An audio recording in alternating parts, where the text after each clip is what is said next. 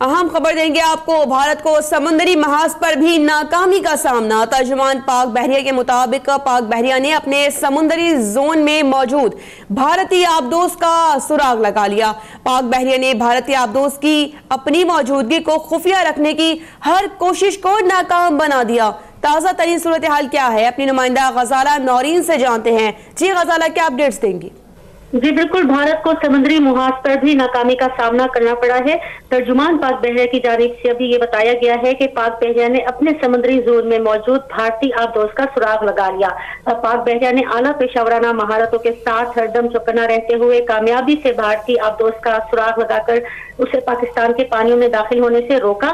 پاک بحریہ نے بھارتی آبدوز کو اپنی موجودگی کو خفیہ رکھنے کی ہر کوشش کو بھی ناکام بنایا۔ میں یہاں پر یہ بھی بتاتی چلوں کہ نومبر 2016 کے بعد یہ دوسرا موقع ہے جب پاک بحریہ نے بھارتی آبدوز کا سراغ لگایا ہے۔ پاک بحریہ کا جدید ٹیکنالوجی سے لیس بھارتی آبدوز کا سراغ لگا لینا بھارتی بحریہ کی ناکامی ہے۔ اس کے ساتھ ترجمان کی جانب سے یہ بھی بتایا گیا ہے کہ امن قائم رکھنے کی حکومتی پالیسی کو مد نظر رکھتے ہوئے بھارتی آبدوز کو نشانہ نہیں بنایا گیا، جو پاکستان کی امن پسندی کا گماز ہے۔ اس کے ساتھ یہ بھی کہا گیا ہے کہ اس واقعے سے سبق حاصل کرتے ہوئے بھارت کو بھی امن کی طرف راغب ہونا چاہیے۔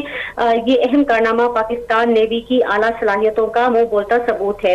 اس کے ساتھ ترجمان پاک بحریہ کی جانب سے یہ بھی بتایا گیا ہے کہ پاکستان کی بحری سرحدوں کے دفاع کے لیے پاک بحریہ ہر لمحہ مستعد اور تیار ہے اور کسی بھی جارحیت کا منہ توڑ جواب دینے کی بھرپور صلاحیت رکھتی ہے۔ جی ٹھیک ہے غزالہ، جس طرح سے ہم نے دیکھا ہے کہ فضائی محاذ پر ناکامی اور اب سمندری محاذ پر بھی بھارت کو پھر سے ناکامی کا سامنا کرنا پڑ رہا ہے، لیکن یہ پھر بھی اپنے اس طرح کے ہتھ کنڈوں سے باز نہیں آتا، اور اوپر سے سونے پر سہاگا یہ ہے کہ بھارتی میڈیا بھی منہ کی کھاتا ہے ہمیشہ۔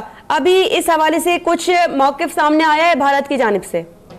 جی، بھارت کی جانب سے اس حوالے سے باقاعدہ ابھی کوئی موقف نہیں دیا گیا تھا۔ ہم یہ آپ نے بالکل درست کہا کہ بھارت کو فضائی محاذ کے بعد اب سمندری محاذ پر بھی ناکامی کا سامنا کرنا پڑا ہے، اور پاکستان نے ایک دفعہ پھر اپنی امن پسندی کا ثبوت دیتے ہوئے بھارتی آبدوز کو نشانہ نہیں بنایا۔